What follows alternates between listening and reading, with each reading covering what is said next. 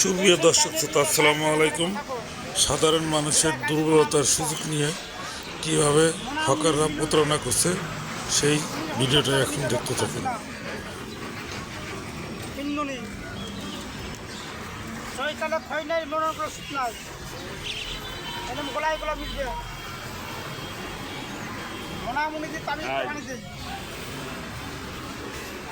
মনামুনি দিয়ে তাবিজ একটা বানিয়ে দেয় মোটা কিছু ভাঙিয়ে করা কতগুলো তাবিজ বাচ্চা দাঁত কাটে বিস্তার মতো রেখে জোর বা সুরাজ ভাল্লুকের চামড়া নাকের গাছ নাক করে পরশমণি অন্ধকার চলে সাপের ভয় সাপের হওয়া নাকি ঘোলা কেনা